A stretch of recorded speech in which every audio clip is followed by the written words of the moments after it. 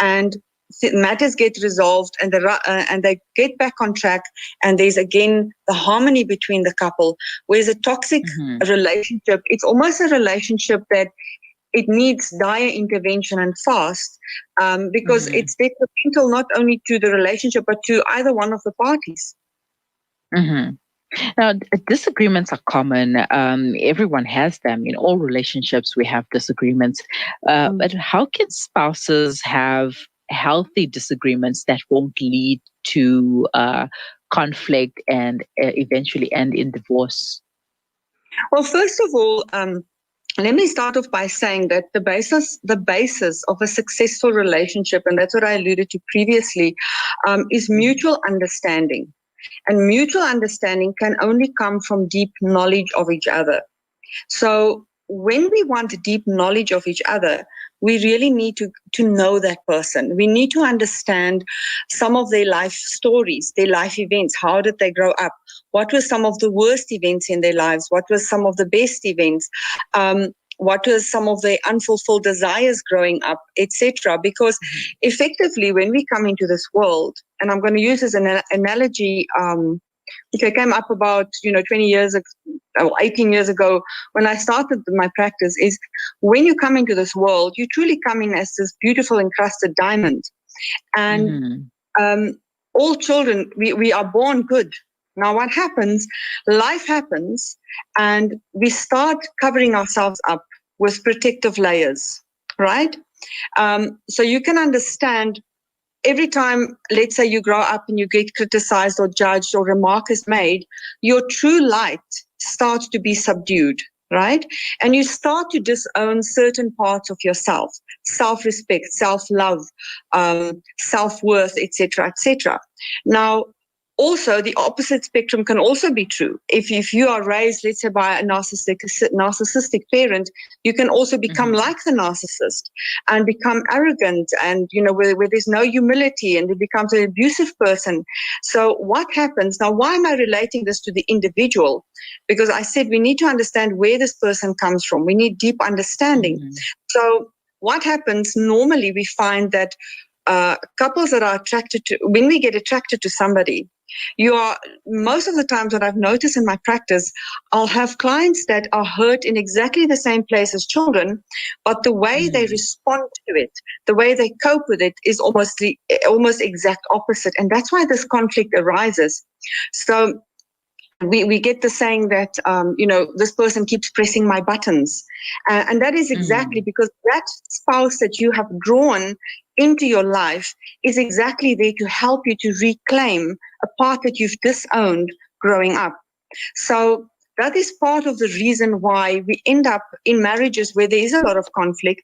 And what is very important, so yes, it is to understand the life stories. It is to also understand and take responsibility.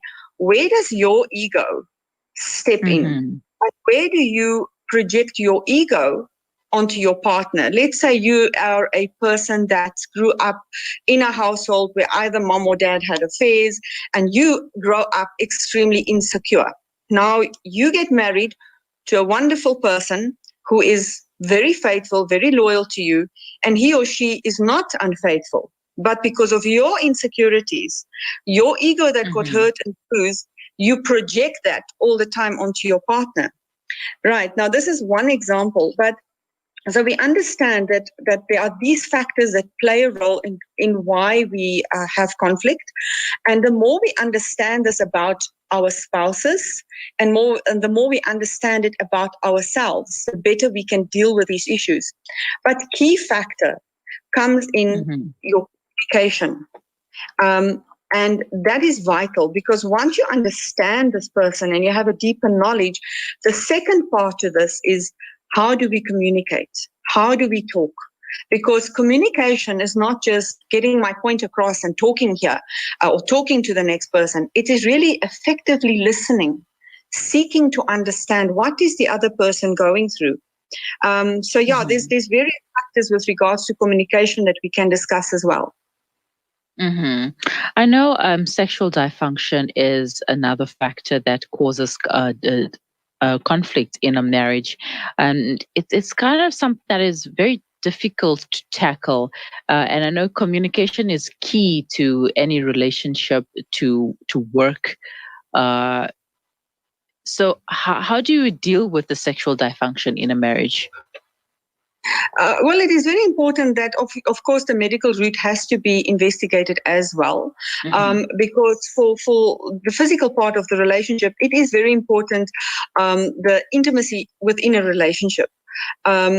That part is looked after and that exists, because we learn in Islam that a woman shouldn't refuse her husband. Now, it sounds like women are just being oppressed. No, a man cannot love emotionally if he's not loved physically, because that's the way a man is wired. Now, the same token, we can say a woman, and that's why the Quran teaches the men, be kind to your wives. Treat them with kindness. Why is that? Because if a woman is loved emotionally, she can love physically.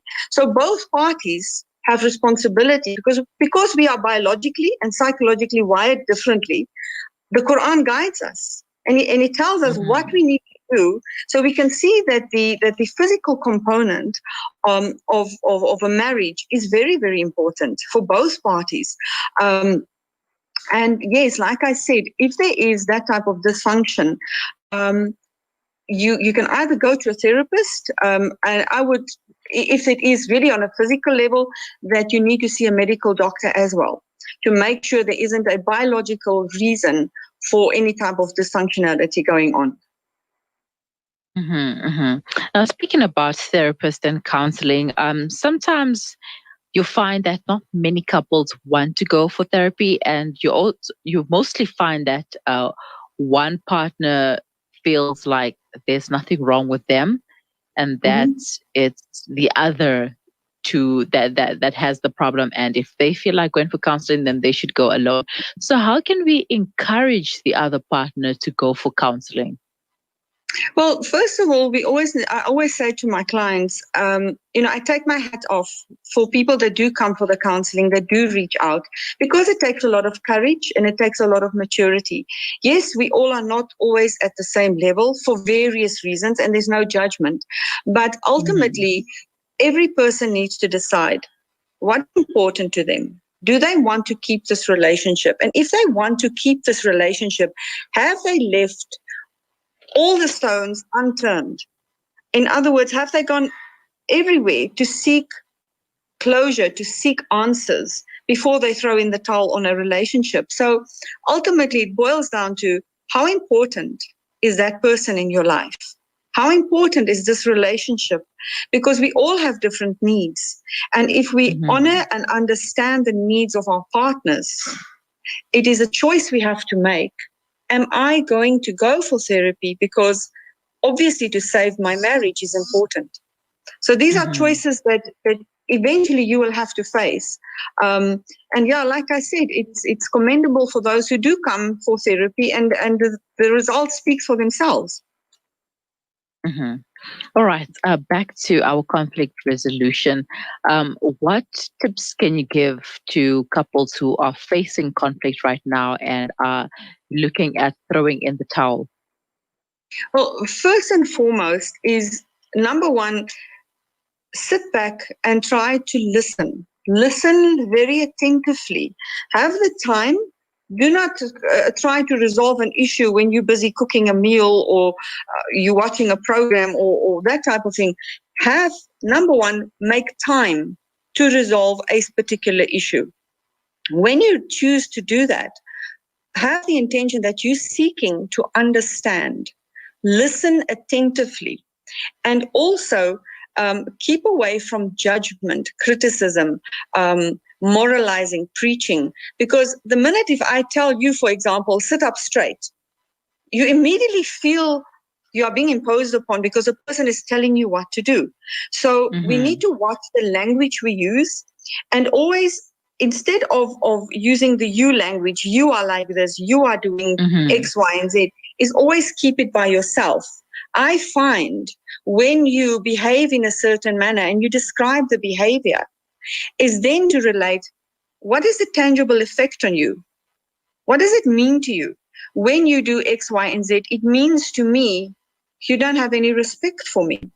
And how does it make you feel it hurts me. It breaks my heart. So it's very important that we communicate very effectively the behavior. So focus on the behavior. Do not break the character down of the person, because that becomes offensive to any human being. Behavior we can all change. We can all work on our behavior, right? So then also for your partner to understand what is the tangible effect on you and how does it make you feel. Those are key components to help you through any kind of conflict that you are facing.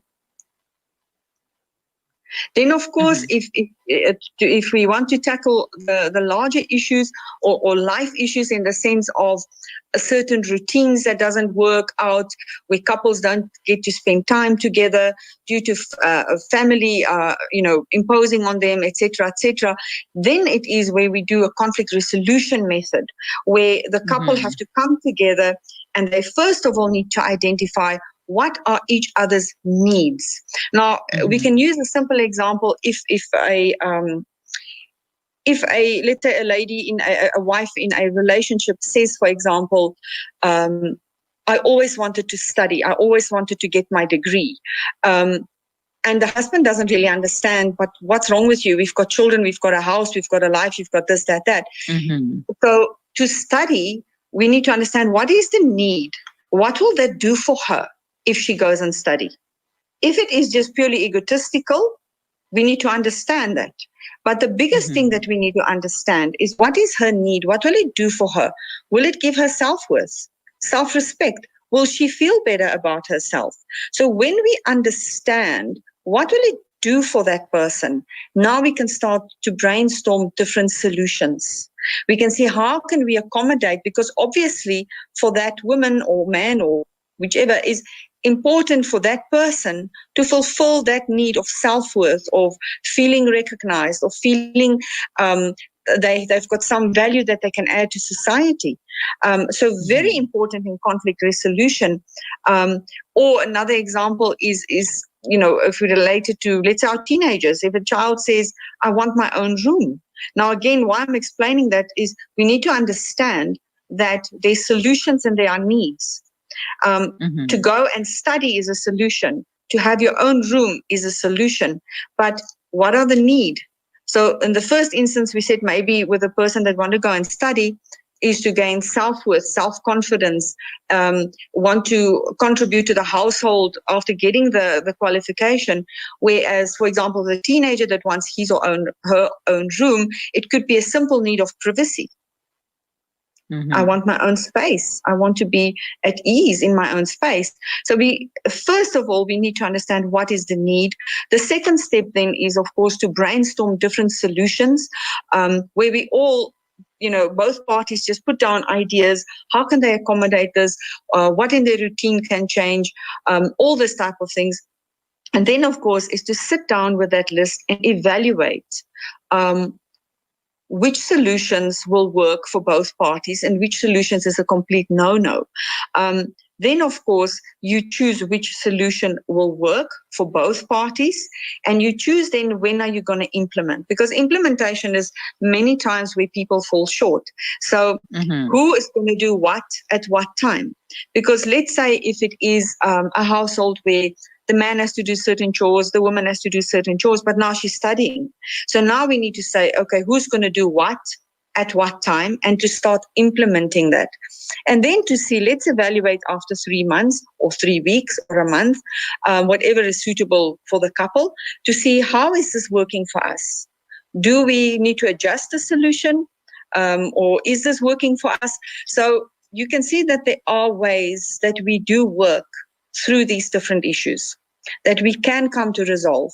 But like I said, it's really a journey of really gaining that deep understanding of each other that helps us through conflict resolution. All right. And how can we communicate with a difficult spouse? Someone who just doesn't want to listen at all. First of all, what I would suggest is you need to give that person his or her space, because yes, sometimes we need to understand there's different personality types. And some people, their way of dealing with what's going on is to withdraw or is to not communicate. And we cannot control other people. We only have control over ourselves. So if that is that person's way of communication, when he or she then opens up, is then to communicate. When you withdraw or when you do not care to listen to what I have to say, it means you don't respect my being, you don't value me. And it makes me feel very hurt, and start to have an open communication as to that particular behavior, that we need to understand that in a relationship, it's a two-way street. Nowhere does it say we need to just fall at the feet of our husbands. There's no such thing. We know that we are made of the same soul, so the equality is there, and that needs to be understood. That yes, we have different responsibilities, but when it comes to the right to respect, to dignity, to self-worth, it is equal on both sides. So yes, sometimes it is a stubborn person. And like I said, you cannot change them. They have to choose to change. They have to come to the realization of what their behavior means and what it does to you. But it is also for you to change. Why do I say that? Are you going to continue to accept to be a doormat? So sometimes these things needs to be, it's your own personal growth as well that needs to take place, where you need to know, I'm drawing the line here. If you want to continue ignoring me, carry on. I'm going to start doing what I need to do to value me. And it's very important for that party then to make sure that he or she has a life of their own. Have your friends, have your social life, have your interests, go and work. Do not stop living because your partner is ignoring you. You need to also have a life, because that's what's going to keep you sane. That's going to keep you on the right track. So, like I said, you cannot change them. You need to communicate what it does to you. And it's going to be on that person to then work on themselves, to come to the party, to meet you halfway, to talk to you, or to resolve the matters. But remember, only you can make yourself happy. Don't expect your partner to make you happy. You have to make yourself happy. You can choose to try and contribute to the happiness of others, but that's a choice you make. It's not something that is forced upon you. Whether it's going to make that person happy, you don't know, right? But ultimately, a lot of people need to understand that only you can make yourself happy. And especially, you mentioned toxic relationships. Sometimes a person needs to decide, when do I love my own soul self more than what I love my spouse? Because we are taught in the 10 Commandments, which, going back to biblical references, is you must love your neighbor as you love yourself. So obviously we need to love ourselves first before we can love somebody else. So sometimes we need to, you see, going back to the childhood upbringing and conditioning, sometimes many lose so much of self-worth that they forget they matter too. And the lesson that that particular person have to learn is that they actually matter, but they have to learn to take a stand for themselves. And that's probably why they attracted this particular person. So the lesson is not, I want to teach him and change him and he must, come to the party. Sometimes you need to come to the party of yourself, of realizing, what am I supposed to learn in this relationship? Do I have to learn self-respect and self-worth and love my own soul self to say, no more abuse, I'm walking away, I'm not going to engage this any further? Or is it that you're going to say, I'm still going to have my dignity, I'm still going to work on myself and I'm willing to still engage with this person. But remember, you cannot change them. They have to choose to change. Yeah. All right. Okay. Shukran, Sister Aadila, for chatting to me. I'm going to leave it there for today. But very, very important points that you've mentioned there. And I hope we can use this information in resolving not just a marital conflict, but also conflict in our daily relationships that we have with families, with friends, with colleagues as well. And communication is key, like you've mentioned. And conflict rises anytime, anywhere. It's not just in a marriage, but it is how we deal with conflict that matters. Jazakallah for your time once again, and have yourself a lovely day. Assalamu alaikum. Shukran jazilan. Thank you so much, and same to you. Assalamu alaikum. Alaikum salam. Aadila Pretorius, the director of Phoenix Life Improvement.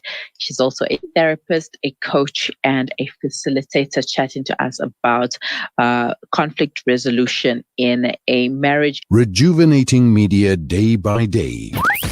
This is Salam Media.